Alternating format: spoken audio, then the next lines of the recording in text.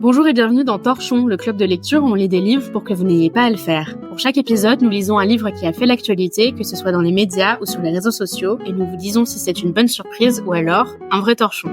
Grâce à Torchon, vous pourrez briller en société et parler du livre du jour sans même l'avoir lu. Je suis Léa et je suis aujourd'hui avec Sarah. Hello tout le monde. Et nous avons lu Western de Maria Pourchet, paru en septembre 2023 aux éditions Stock. Et c'est à nouveau un livre que nous faisons à la demande d'une auditrice. Donc salut Camille, si tu passes par là, merci beaucoup. On a passé un très bon moment grâce à toi. Alors, le contexte de sortie, c'est que c'est pas son premier roman à Maria Pourchet, et là on en est à son dernier, Western, qui était en lice pour plein de prix. Et finalement, elle a eu que le prix de Flore. Je vais juste te lire que en a pensé France Info Culture. Donc, rentrée littéraire 2023, Western de Maria Pourchet, fabuleux roman d'amour à l'ère post-MeToo. Les routes d'Aurore et d'Alexis se croisent par hasard dans une maison familiale à flanc de falaise calcaire. Pendant 3 jours, ils se livrent sans pudeur. Dehors, l'orage les atteint. Profonde réflexion sur la violence de notre époque et les relations amoureuses, le 7e roman de l'écrivaine est une bombe littéraire. J'ai une réflexion profonde sur les relations amoureuses. Enfin, je pense qu'on passe tout à fait à côté de ça malheureusement avec ce roman. Ouais. Mais moi, je trouve que c'est un peu un sujet vendeur, tu vois. Surtout pour des journalistes, genre pour des critiques littéraires. Carrément.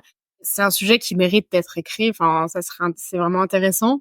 Mais en même temps, je trouve que on en reparlera tout à l'heure et c'est aussi pour ça que le livre est frustrant, mais je pense que le sujet est pas intéressant en soi, c'est-à-dire dire quelles sont les relations amoureuses qu'on peut vivre après MeToo. Je pense que c'est un sujet de préoccupation pour tout le monde, d'autant plus qu'on a tous dans notre imaginaire quand même l'idée d'un amour vraiment passionnel et qu'on a l'impression que les tendances moralisantes de MeToo viennent brider. Et donc s'interroger sur ce qu'on peut vivre comme relation amoureuse, évidemment, c'est non seulement vendeur, mais c'est des préoccupations réelles. Ouais. On en reparlera.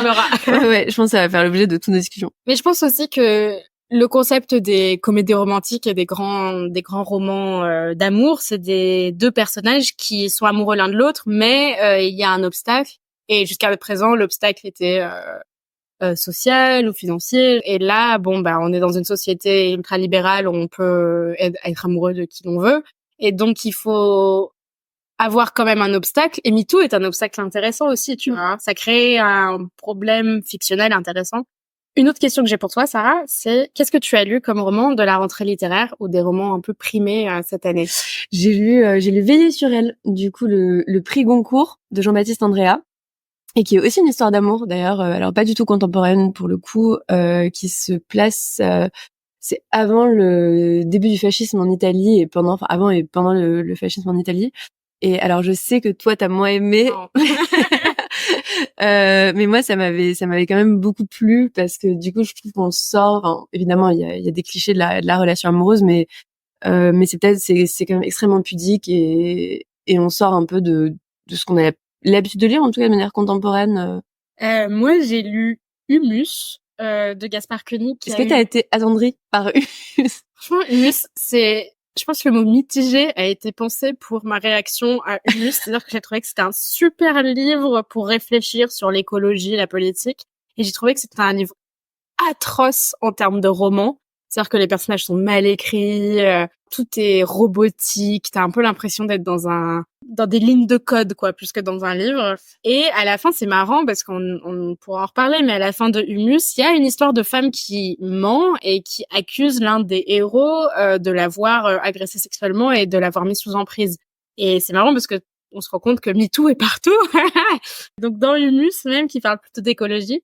Et ensuite, celui que j'ai pas lu, mais qui est un peu le général nord-coréen des prix littéraires, c'est Triste Tigre, qui a absolument tous les prix de Neige Shino, mais que j'ai pas lu parce que j'ai pas la force. Moi non plus. Non, mais ça a l'air d'être vraiment super, mais non, mais c'est beaucoup trop intense et je pense que c'est effectivement une lecture qui est importante. C'est intéressant comment on a, donc avec Humus et avec Western, 2 livres qui traitent un peu d'agression sexuelle et d'emprise sous l'ordre fictionnel et qui sont finalement assez réactionnaires au sens propre, genre en réaction à MeToo. Et Neige Shino, elle est du côté de l'autofiction. Enfin, elle parle de son expérience personnelle. Et elle, pour le coup, elle est dans la lignée de ce que MeToo pourrait être, c'est-à-dire la libération de la parole, le fait de parler en public de sujets qui sont très durs. c'est intéressant de se dire que la fiction, elle, est du côté de la réaction, alors que l'auto-fiction est plutôt du côté de la continuité, quoi. Après, des autres prix, pas tellement, j'ai pas lu, enfin, donc j'ai lu le Goncourt et tout ça, mais c'est le moment du podcast où je vais donner mon avis, qui est que les prix littéraires, c'est un peu des arnaques. Voilà, c'est dit. mais moi, en général, je me tourne pas du tout vers les prix. Enfin, dire, quand je vois qu'il y a eu un prix, c'est rare que ça dépend, non, mais ça dépend vraiment quel prix, mais prix Goncourt, c'est peut-être l'exception que je fais parfois, pour une raison un peu aléatoire, qui est que j'ai l'impression Mais que c'est le premier, enfin, c'est censé être le meilleur prix, quoi. Ouais. Enfin, c'est le premier à être créé, et ensuite, c'est celui qui a un peu fait référence, quoi.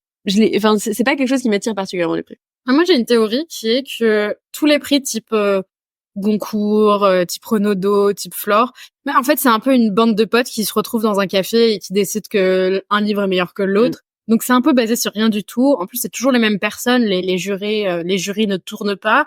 Et pourquoi on fait confiance au goût de telle personne plutôt que d'autres? Franchement, donc j'ai un peu regardé qui était derrière tous ces prix. Et à chaque fois, j'étais là genre, ah oui, je connais 2-3 personnes, mais c'est à peu près tout. Alors que j'ai 2-3 prix à qui je fais plus ou moins confiance.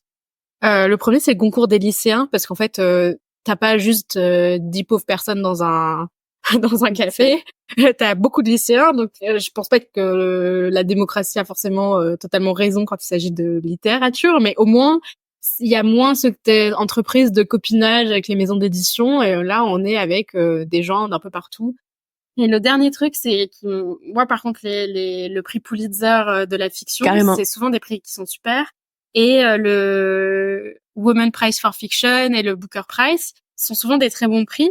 Pourquoi? Parce qu'en fait, les 5 jurés tournent. Donc, tous les ans, c'est quelqu'un d'autre.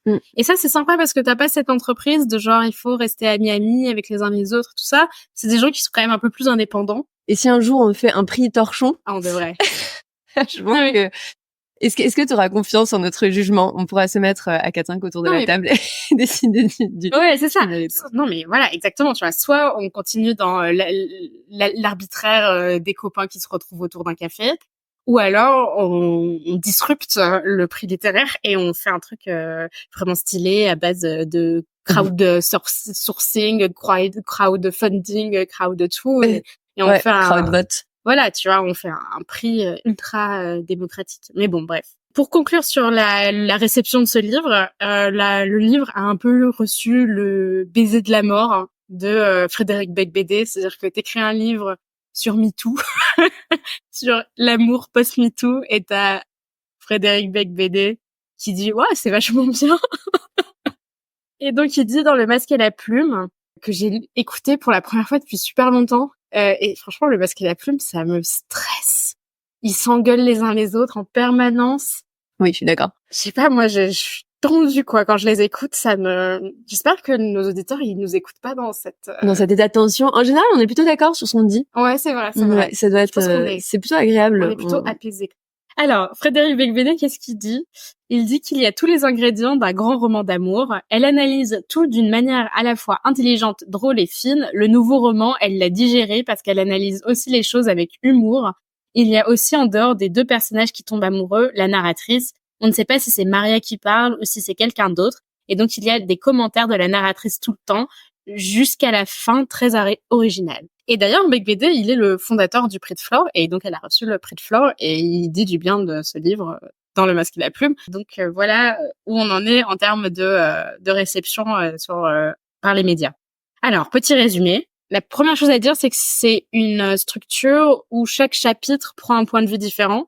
Donc il y a 3 gros points de vue. Il y a le point de vue de Aurore, qui est l'héroïne. Puis, il y a le point de vue d'Alexis, qui est le héros. Et ensuite, il y a le point de vue de Paris, on va dire, c'est ce qui se passe en dehors de ces 2 personnages. Alexis Zagner, c'est une sorte d'acteur ultra connu qui va commencer son rôle de Don Juan dans une pièce de théâtre. Donc, il va être Don Juan dans Don Juan. Et il disparaît. Et personne ne sait où il est. Donc ça, c'est un peu la première scène. Et la deuxième scène, c'est on suit Aurore, qui est donc l'héroïne, qui est une femme un peu loseuse, quoi. Oui, c'est une mère célibataire d'un enfant qui a un joli prénom par contre, Cosma. Son enfant du coup elle-même s'appelle Aurore. Il y a de très mauvais jeux de mots tout au long du livre sur le fait qu'elle une Aurore. Elle s'appelle Aurore, son enfant Cosma, mère célibataire, et au début on comprend pas très bien si elle se fait virer ou pas de son travail. Ouais, ça se passe mal aussi avec l'école de son gamin. C'est ça, il y a rien qui va, et en fait il y a sa mère qui meurt, et donc elle décide de s'exiler dans la maison de sa mère, donc qui est désormais libre. Dans le Quercy. Dans le Quercy. Alexis Exaigner se retrouve dans cette maison. Au début, on pense un peu par hasard. Donc il toque à la porte un soir et elle lui ouvre. Et première chose qu'ils font de manière ultra random, ils font l'amour. On commence comme ça avec les inconnus et ensuite ils font connaissance. Et en faisant connaissance, Aurore se rend compte que Alexis Exaigner est le véritable propriétaire de la maison parce que sa mère l'a mis en viager et ne lui avait pas dit. Donc, elle a donc littéralement couché avec son proprio sans le savoir. Mais malgré tout, ils arrivent quand même à se rabibocher en se racontant leur vie l'un l'autre. Aurore raconte à quel point, franchement, c'est une grosse loseuse. Son premier mari était un énorme connard. Son enfant, limite, elle l'a pas vraiment fait en pleine possession de son choix. Bref, elle a une vie vraiment... T'as l'impression qu'elle est un peu passée à côté de sa vie, quoi. C'est ça. En plus, il y a tout un passage sur le fait qu'elle a une vie de bureau nullissime. Et de l'autre côté, Alexis Exaigner va raconter sa vie. Et donc, il y a un peu tous les thèmes vachement à la mode de transfuge de classe. Il raconte aussi son érotomanie, le fait que quand il est adolescent, il commence à avoir une sorte d'obsession sexuelle très forte. Et voilà, ils commencent à vraiment se plaire l'un l'autre, à se raconter leur vie. Ouais. Et ensuite, il y a le scandale qui pète. Le scandale, c'est quoi? Le scandale, c'est Chloé. Parce que il faut revenir en arrière. Alexis Exaigner a séduit une jeune fille de 19-20 ans, lui promettant vaguement de l'aider, mais finalement il devient une sorte d'amant toxique. Et il la quitte un peu du jour au lendemain sans le prévenir, et Chloé devient malade, anémique, anorexique, dépressive. D'abord, avec sa mère, elles vont voir un avocat pour essayer de poursuivre en justice Alexis Exaigner, et l'avocat dit il y a pas de raison, je vois pas pourquoi on pourrait le poursuivre en justice. Et ensuite, ils vont voir un journaliste, et le journaliste est là, genre, bof, je sais pas trop quoi faire de tes histoires. Et donc, Chloé se suicide. Et en se suicidant, enclenche une possible poursuite en justice pour non-assistance à personne en danger. Et en même temps, l'affaire devient un truc sur lequel on peut écrire dans les médias.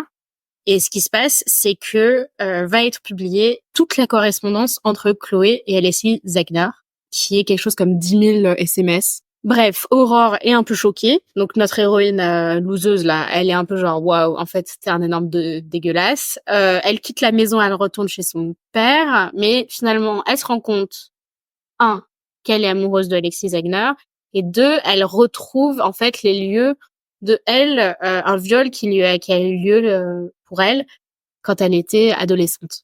Il y a un peu 2 moments où un peu comédie romantique où elle va le chercher. Elle reprend sa voiture. Elle traverse la moitié de la France pour repartir à Quercy. Voilà, ils se retrouvent, etc., etc.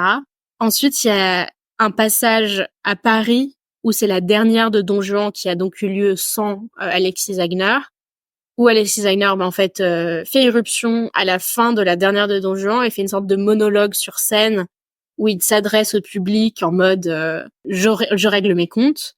Et puis il y a un tout dernier chapitre, et c'est ce à quoi fait référence Bec BD, où la voix du narrateur ou de la narratrice fusionne avec celle d'Aurore, et en fait Aurore et Maria Pourchet, c'est la même personne. Donc tadam, plot twist littéraire. Mais donc c'est le premier élément de critique qu'on peut avoir, c'est un peu ce jeu de la narratrice qui est très très très présent. C'est-à-dire qu'on a cette impression qu'elle ne fait que constater ce qui se passe. Et donc, on a cette impression assez forte d'une écriture qui se regarde. Donc, avant toutes ces histoires de MeToo, de Don Juan et tout ça, on va en parler plus tard, mais il y a un peu ce côté où tout de suite, on a un peu les gros sabots de Maria Pourchet. Il y a une irruption de la narratrice qui apparaît, mais sous des formes un peu différentes à chaque fois. Donc, comme tu disais, il y a un peu ces irruptions de moi je pense que, ou moi personnellement, ou alors moi je ne pense pas parfois, d'ailleurs, parce qu'en fait elle contredit, c'est-à-dire qu'elle narre parfois, elle fait le récit de passages qu'elle contredit ensuite en intervenant elle-même presque en tant qu'autrice. On voit qu'elle veut créer un effet de une sorte de recul réflexif sur la narration. et qu'elle essaie de nous faire voir les choses de l'extérieur et de dire, de nous rappeler notre position de spectateur par rapport à ce qui se passe, etc. Mais d'un autre côté, on a l'impression qu'elle se désolidarise aussi assez régulièrement du roman et de ses personnages, de leur construction, de la narration. Ça empêchait, je trouve, à la narration de vraiment bien fonctionner sur le fond, les moments où ça aurait pu fonctionner. Ouais, je trouve que c'est déjà un peu égocentrique, tout simplement. Déjà, elle est là, et qu'est-ce que tu fais là, en fait, Maria? Parce qu'il y a un côté où on a l'impression que non seulement on doit lire ce qu'elle écrit, mais en plus on doit lire ce qu'elle pense quand elle écrit. Et donc, par exemple, elle dit on pourrait dire dans le cadre d'un commentaire général et dépassionné dont elle n'est pas si loin qu'il bande, point final. T'as l'impression qu'elle met des pincettes à ce qu'elle écrit. Mais c'est ça. En fait, c'est pour ça que je trouve que parfois c'est pas tant égocentrique ou narcissique qu'on a l'impression qu'elle assume pas du tout, ce qu'elle écrit. Et j'avais parfois l'impression de me voir moi-même quand je parle, c'est-à-dire introduire mes propos en m'excusant d'avance des choses que je vais dire parce que je suis pas du tout sûre de ce que des propos que je vais tenir. Et en même temps, j'ai vraiment envie de le dire et donc je le dis quand même. Et on a un peu l'impression que c'est le mouvement perpétuel de son livre, c'est-à-dire qu'elle dit une histoire qu'elle a envie de raconter à un certain niveau et en même temps en commentant en permanence ce qu'elle est en train de dire. On y reviendra, mais elle fait ce truc que je trouve dans chaque torchon depuis au moins 5 épisodes, qui est que comme elle a ce mouvement un peu réflexif où elle nous dit ce qu'elle pense de sa propre œuvre, et elle court-circuite la critique. Et à un moment, elle dit mais nous ne sommes pas de blanches et jeunes cagneuses occupées à de gratuites plongées sémantiques, nous observons l'arme d'un crime. Et t'es là genre, bah voyons. Comment ça? Et t'as l'impression que voilà, elle dit non, mais je vais pas écrire un truc de jeune cagneuse. Et en fait, ce qui va se passer, on en reparlera derrière, mais c'est qu'elle fait un truc de jeune cagneuse. Enfin, littéralement, elle écrit une dissertation. Mais en fait, je pense que c'est pas paradoxal. Enfin, elle est à la fois un peu égocentrique et en même temps très peu sûre d'elle. Souvent, on est réflexif quand on n'est pas sûr de faire quelque chose. Donc, je trouve que ça va bien ensemble. Ensuite, il y a le deuxième gros sabot, c'est western. En fait, elle file une métaphore. Elle dit que ce livre, c'est un western. Pourquoi? Comme c'est pas évident, et franchement, à la fin du livre, c'est toujours pas évident, et à la fin de chaque chapitre, elle dit « Ah, et d'ailleurs, dans le western !» Et donc, chaque chapitre est là. Et franchement, je les ai notés tous, mais j'entends par western un endroit de l'existence où l'on va jouer sa vie sur une décision, avec ou sans désinvolture, parce qu'il n'y a plus d'autre sens à l'existence que l'arbitraire. C'est un lieu assez nu, on s'y rend au sens du verbe se rendre. L'autre y est un décor et le temps dilaté. Le western se fout de son temps et de faire avec, il va contre. Ne coïncide plus l'homme et le manque, mais l'homme et la plaine. En fait, il y a cette idée que les personnages vont avoir des décisions très rapides et très intenses et basées un peu sur l'absurde. Aurore qui finalement tombe amoureux d'un érotomane dégueulasse. Bon, ok. Et il y a cette idée que le western, c'est une sorte de temps long, donc son écriture est un peu comme ça, un peu long, jusqu'au moment où il y a un peu des moments de rupture. Mais c'est ce qui est gênant en fait, c'est surtout que c'est omniprésent et ça apparaît que de manière très explicite. Effectivement, tu dis qu'il y a le temps long et qu'il y a des reprises, mais que je trouve très lointaines des codes du western. Mais je trouve que ça a aucune pertinence en fait dans la narration, c'est-à-dire quand si elle ne le rappelle pas, on se dit pas ah, je suis dans un western, lui c'est un cow-boy, là je suis dans le désert, enfin, et du coup parfois ça tourne même au ridicule parce qu'il y a cette transition d'ailleurs entre le moment où Aurore quitte Paris, où en fait son départ c'est décrit comme un départ vers l'ouest, du coup comme si elle décidait de quitter tout ce qu'elle avait vécu et un peu la loose de sa vie de mère célibataire qui vient de perdre sa mère et un plus ou moins son travail, pour repartir à zéro sur un terrain vierge au milieu du Far West français qui serait le Quercy, avec cette description qui vraiment, moi j'ai trouvé ça vraiment ridicule, de paysages désertiques où il y a genre quelques brindilles, tu vois, qui c'est bizarre parce que moi ma famille vient de Montauban qui est au sud du Quercy et le Quercy c'est pas si sec, enfin c'est en plus pas si désertique, mais je sais pas, c'est trop bizarre cette description du Quercy comme une sorte de no man's land parce que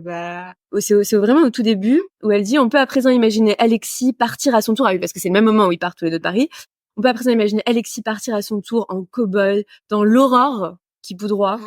Voilà, au nom de cet arbitraire éternellement cinématographique du condamné d'avance, devancer les poursuites, ne plus répondre de ses actes.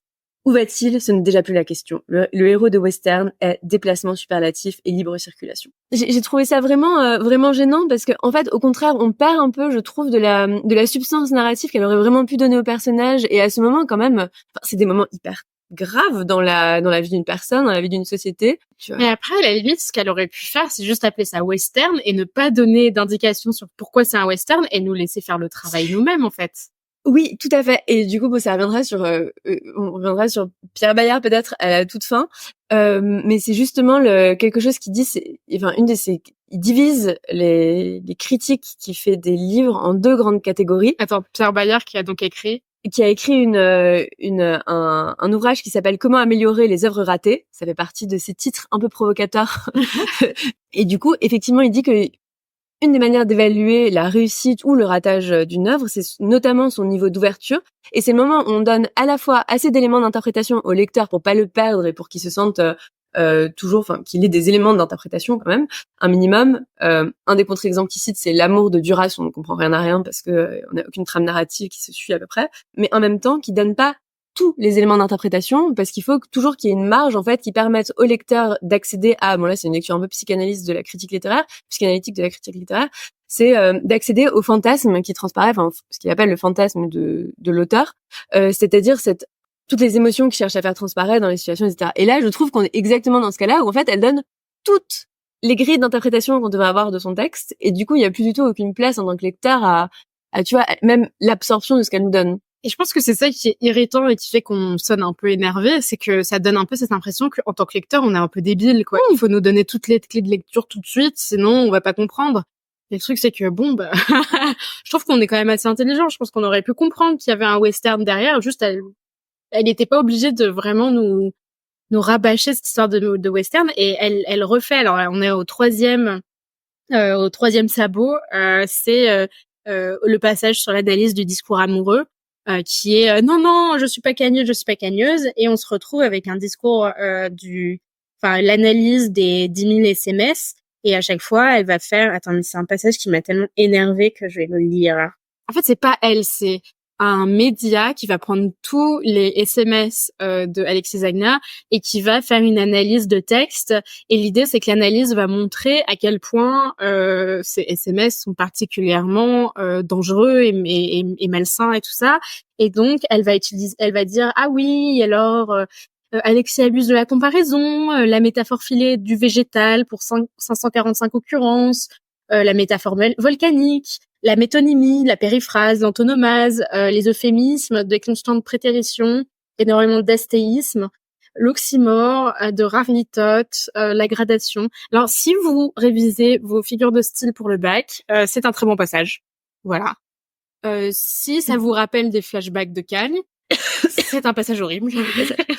Et même si vous voulez réviser vos figures de style, on a mieux à vous conseiller. Ouais, on a un super thread Twitter.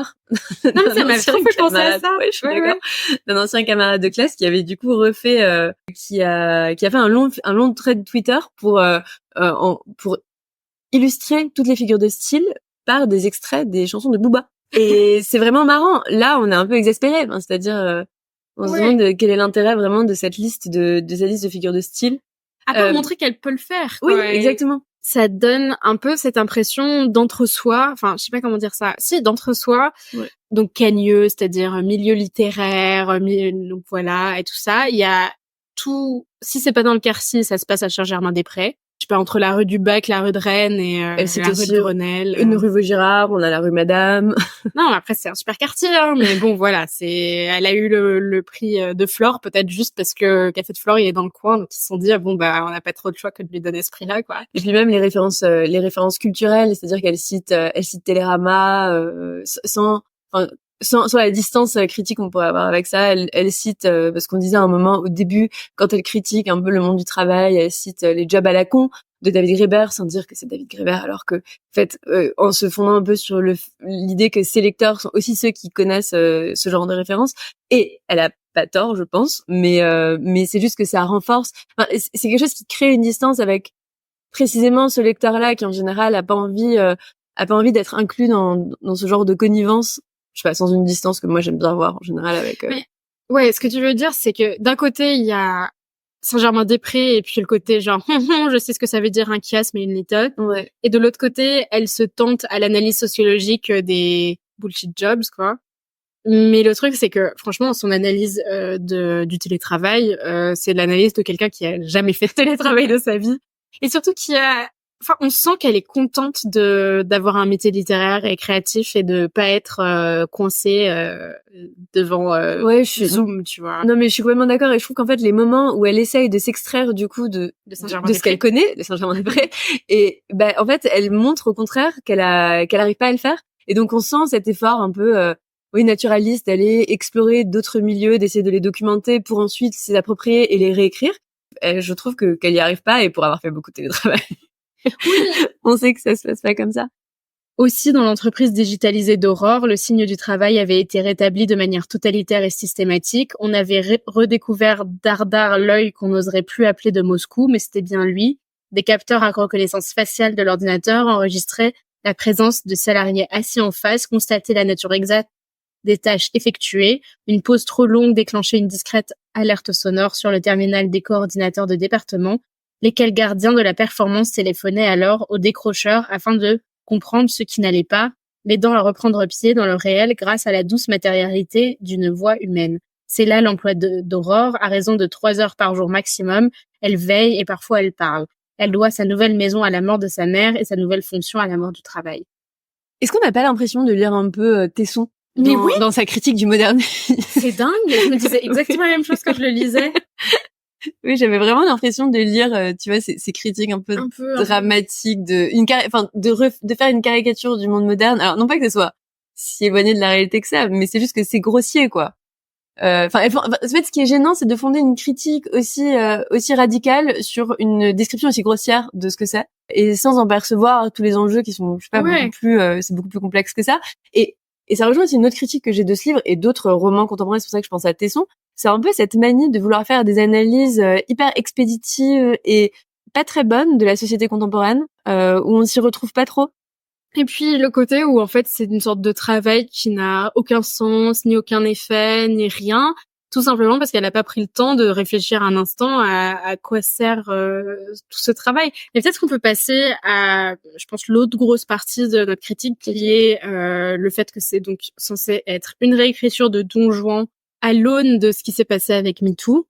Donc Alexis est censé jouer le rôle de Don Juan dans une pièce de théâtre, mais finalement ne le fait pas. Et on se rend compte que c'est un peu une sorte de Don Juan érotomane qui va de femme en femme et qui voilà. Et la première chose que je veux dire avant toute critique de cette réécriture de Don Juan en mode MeToo, c'est que pourquoi pas en vrai, tu vois, genre ok, pourquoi pas, t'as décidé d'écrire un livre, le personnage principal est un Don Juan qui est mis au banc de la société parce que il a été un peu trop à Don Juan, mais finalement c'est la société qui a tort et c'est Don Juan qui a raison, avec cette image comme ça d'un Don Juan qui n'est pas bourreau mais qui est finalement victime. Bon, une fois qu'on a dit ça, première chose à dire, c'est que franchement ça marche pas. Non, ça marche pas. Mais je pense que la première raison pour laquelle ça marche pas, c'est que c'est vraiment trop grossier dans la manière dont c'est fait. La première scène, ça s'ouvre du coup sur le théâtre où ils sont en train de mettre en scène Don Juan, et elle fait une référence explicite du coup à cette comparaison, où donc en fait on a tout de suite Alexis qui dit en verve comme d'habitude et reprenant à son compte la note d'intention du metteur en scène, Alexis prétendait en la jouant montrer enfin cette pièce pour ce qu'elle était. Visionnaire, articulé autour d'une figure hyper moderne de la dissidence, Don Juan fuyant une société malade d'avoir mis la sexualité au centre de son imaginaire. Don Juan, disait Zagner à la journaliste, voyage 3 actes sur 5, une exception pour un personnage de Molière. Il parle et se déplace, cherchant toujours le désordre d'après, laissant la société dans l'état où il l'a trouvée, piaillante et ulcérée. Et là, en fait, il y a un peu contenu dans ces quelques lignes tout ce qui va suivre. Et donc, franchement, en le relisant, j'ai dit, mais comment elle a fait ça, quoi? Enfin, c'est pas possible de... Et à nouveau, on a l'impression d'être pris un peu comme des lecteurs un peu crétins où il faut nous dire explicitement, c'est ça l'enjeu du livre, à la page, je sais pas, 40, et comme ça, tout le reste du livre, t'as bien en tête le projet de base initial. Bon. Don Juan, dans le Don Juan de Molière ou le Don Giovanni de Mozart, c'est la figure du libertin, de l'érotomane, du queutard, quoi, voilà, disons-le, qui va de femme en femme et qui vraiment ne respecte rien et ne respecte pas une sorte de société chrétienne où bah voilà, un homme se marie à une femme, fait des enfants et puis un point c'est tout. Don Juan est un peu anachronique de nos jours parce que bah on est dans une société qui est beaucoup plus libérée sexuellement du temps de Molière que du temps à notre temps à nous. Et donc finalement, on est un peu embêté face à ce pauvre Don Juan qui finit aux enfers parce que on se dit que nous on est un peu tous des donjons finalement. Et donc finalement cette société chrétienne voilà du XVIIe siècle est en tort par rapport à notre propre morale. Mais ce qui se passe dans le Don Juan de Molière et dans le Don Giovanni de Mozart, c'est que Don Juan, pour arriver à ses fins, il le fait pas de manière totalement morale. À l'inverse, ce que fait Don Juan dans le Don Juan de Molière, c'est qu'il épouse les unes après les autres les femmes. Donc il les trompe, il leur dit oui non, je suis célibataire, allez let's go, on va se marier. Et puis ensuite il profite de la femme et puis il passe à la prochaine. Et ce que dit Maria Pourchet, enfin ce que dit Alexis Wagner à la fin c'est que notre société aujourd'hui n'aime pas les Don Juan parce qu'ils ont cet effet de répétition et qui vont d'une femme à une autre, une femme à une autre.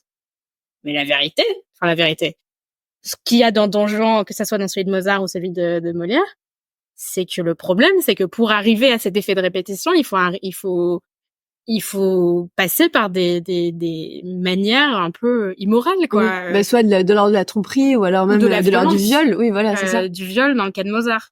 Ou de la subjugation un peu de classe, c'est-à-dire que Don Juan est un noble. Dans le Don Giovanni de Mozart, il s'en prend à une petite paysanne, un peu parce qu'il peut, quoi. C'est son droit. Mais c'est là où je trouve que l'analogie devient vraiment gênante, c'est que effectivement on est hors contexte chrétien, mais du coup hors contexte chrétien, quelle est, tu vois, la dimension morale contre laquelle s'inscrit le Don Juan qui est là, Alexis Wagner, c'est c'est MeToo, enfin c'est le post MeToo, et c'est là où je trouve que ça devient compliqué parce que c'est comme si et c'est un peu ce qu'on retrouve avec la comparaison avec le western aussi, c'est vraiment comme si elle érigeait ce personnage comme un personnage de transgression face à la nouvelle morale post MeToo. Enfin, alors que c'est une position un peu problématique de dire que la morale post MeToo est quelque chose qu'il faut remettre en question et quelque chose qu'il faut déjà. Enfin, elle se place, je pense, assez rapidement dans cette position réactionnaire, quoi. Oui, c'est ça. Et de finalement MeToo, ce n'est pas une libération, mais à l'inverse, ça serait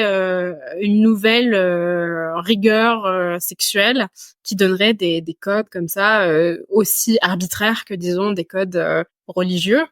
Mais et la raison et la manière dont elle fait ça, c'est qu'elle dit finalement, enfin en tout cas c'est ce que dit Alexis Wagner dans son monologue de fin, c'est que sa faute, ce n'est pas et c'est marrant parce que dans le monologue, il ne parle pas du suicide de Chloé, donc il parle même pas du tort qu'il lui a fait. Il dit ce dont vous m'accusez, c'est la répétition, c'est le fait que j'ai trop baisé.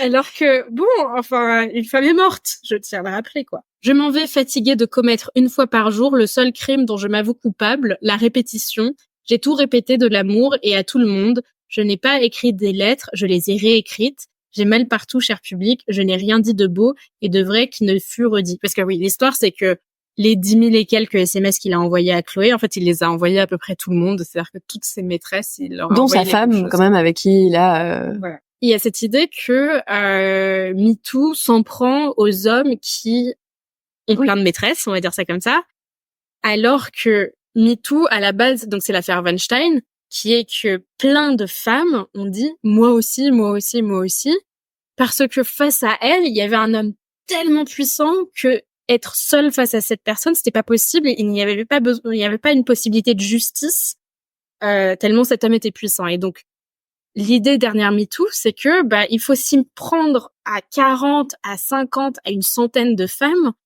pour réussir à quand même avoir une certaine forme de justice, parce que sinon on va dire que ces femmes, que si c'est une seule femme, on peut dire que c'est une menteuse et puis on passe à autre chose. Et donc les effets de foule qu'on voit derrière chaque affaire un peu MeToo, genre Gérard Miller, Depardieu, PPD et tout ça, à chaque fois on se dit waouh, il y a tellement de femmes, c'est une chasse aux sorcières, c'est la foule face à un homme tout seul et tout ça. Oui, mais parce qu'en fait, sinon, c'est pas possible, en fait. Et donc, elle dit, ah, c'est de la répétition, vous aimez pas les hommes parce qu'ils ont répété la même truc. Non, c'est juste que de nos jours, en fait, la seule manière qu'on a trouvée pour peut-être quand même trouver une certaine forme de justice, c'est de s'y prendre à plusieurs, tout simplement. Non, Et récemment, moi, j'ai regardé l'envoyé spécial sur l'enquête qu'a fait les reporters de Elle sur Gérard Miller, et il y a explicitement quelqu'un qui dit, enfin une des victimes de Gérard Miller, qui dit bah moi j'aurais pas porté plainte, mais comme il y a d'autres victimes et qu'on est plusieurs, je porte plainte aujourd'hui, mais j'aurais pas porté plainte hier. Et donc j'ai un peu l'impression que Maria Pourchet se laisse un peu avoir par les apparences du type waouh, il y a beaucoup de monde face à une seule personne, ou waouh, la foule face à un homme tout seul, oh le pauvre homme il est tout seul, oh ça devait être donc une victime puisqu'il est tout seul face à toutes ces femmes qui sont beaucoup. Et donc, elle voit pas, en fait, la raison pour laquelle il faut s'y prendre à plusieurs face à cette pauvre homme qui est tout seul. Mais je sais pas si je dirais qu'elle le voit pas, parce que je pense que ça fait partie un peu des choses qui apparaissent dans la tentative de Chloé, parce qu'avant qu'elle se suicide, quand même, il y a ce moment, comme tu l'avais rappelé au début, où elle va voir l'avocate, ensuite elle va voir le journaliste, et du coup, je pense qu'elle met assez bien en scène quand même l'impossibilité qu'elle a de faire valoir son cas seule, et que le moment où l'affaire prend l'ampleur, c'est effectivement le moment où t'as plusieurs femmes qui se manifestent. En même temps, je suis complètement d'accord avec toi, où en fait, elle, globalement, bon, on comprend, je trouve quand même difficilement le propos qu'elle cherche à tenir avec ce livre, mais globalement, je pense qu'il est assez critique et plutôt réactionnaire par rapport au mouvement MeToo, parce que finalement, Alexis Wagner, ce sort de Don Juan contemporain qui s'érige contre la morale post-MeToo, et qui en plus a un peu un statut ambigu où il est quand même érigé aussi en sorte de cow-boy, ces personnages à la fois héroïques et mélancoliques qui entrent et sortent de la vie de cette femme, là, Aurore. Lui, il est pas vraiment condamné à la fin. Au contraire, il a cette scène où il peut s'exprimer, il disparaît, mais on comprend pas trop pourquoi.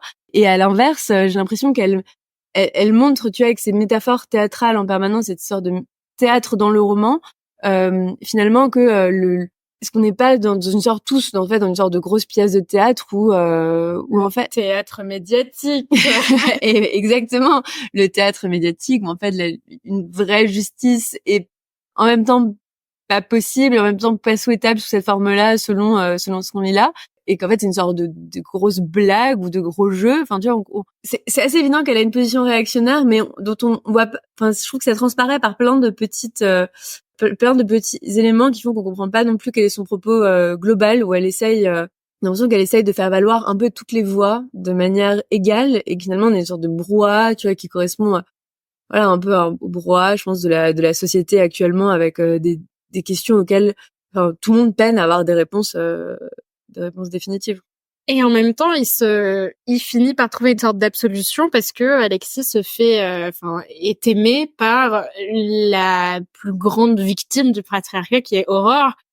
Et on découvre qu'elle s'est fait violer quasiment la scène d'avant, c'est-à-dire que, avant le fait qu'ils se retrouvent et qu'ils s'avouent leur amour l'un à l'autre, Maria Pourchet crée un personnage de femme vraiment aliénée de tous les côtés, qui a connu un viol, et qui va dire moi cet homme-là, je l'aime. Et donc bon bah si la victime, enfin c'est pas sa victime à lui, mais enfin si cette figure comme sa victimaire pardonne à cette figure plutôt de bourreau, quand bien même c'est pas le bourreau victime l'un de l'autre, pourquoi nous on devrait en vouloir à ce pauvre monsieur? Enfin voilà. Et en même temps, elle est, alors je trouve qu'effectivement c'est une victime sur le fond. Enfin, on s'en rend compte un peu plus progressivement, un peu dans ses, ou quand elle-même le redécouvre au fur et à mesure du roman. Mais il y a quand même ces scènes où en fait elle est très en possession d'elle-même. Enfin, la première scène de sexe, oui, c'est quand même elle qui couche avec son collaborateur, un peu en s'en servant comme objet sexuel. Au contraire, c'est à la fois le personnage féminin qui cherche aussi à s'émanciper justement des structures sociales qui l'ont oppressée de manière presque inconsciente pour elle tout au long de sa vie, et en fait se réapproprier, enfin désirer cet homme, c'est aussi une manière de se réapproprier un peu son propre désir, je pense que c'est comme ça qu'elle le présente. Il y a aucun passage qui m'a émue tout court. Ouais. Je veux dire, j'ai pas du tout, enfin c'est quand même censé être une histoire d'amour entre deux personnages qui se retrouvent au milieu de la campagne, dans cette atmosphère qu'on est censé imaginer comme une atmosphère désertique. Et en fait, on ressent absolument, moi j'ai eu aucune empathie avec les personnages, j'ai eu aucune espèce de ressenti, aucune espèce d'attirance pour leur histoire amoureuse, aucune. Moi j'ai été surprise quand ça s'annonce qu'ils sont amoureux l'un de l'autre, c'est genre ah bon, vous êtes amoureux, vous vous êtes attachés pendant ces discussions fades. Parce qu'ils sont un peu méchants l'un envers l'autre pendant. Bah ouais, complètement. Le truc à sauver, Non, dans l'ampleur de tous les torchons que j'ai pu lire dans ce podcast, c'est pas la pire écriture, c'est-à-dire que c'est quand même bien écrit. Oui, alors maintenant que j'ai dû les lire à l'oral, je me rends compte que c'est des phrases qui sont très longues et que c'est pas très facile à lire à l'oral, mais quand même, c'est une écriture qui est assez jolie, parfois un peu pompeuse, parfois un peu lyrique, certes. Mais voilà. Est-ce que c'est une bonne surprise ou un vrai torchon? Je dirais que c'est quand même un vrai torchon. Ouais, c'est quand même un vrai torchon. Moi, Moi, ça m'a pas plu du tout. J'étais très exaspérée très régulièrement. Ouais, et je le recommande pas aux auditeurs. Alors, recommandation de livres à lire à la place. Alors moi, je dirais, lisez Don Juan. Si ce n'est pas encore fait. Ou relisez, franchement, relisez Don Juan, c'est trop bien. Mais bien sûr, c'est trop drôle. En plus, ça se lit en 1 heure. Ou voilà. Après, moi, j'ai vu Don Giovanni de Mozart récemment à l'Opéra Bastille. Et la mise en scène était vraiment à chier. Et je tiens à le dire parce que c'est très mytho aussi.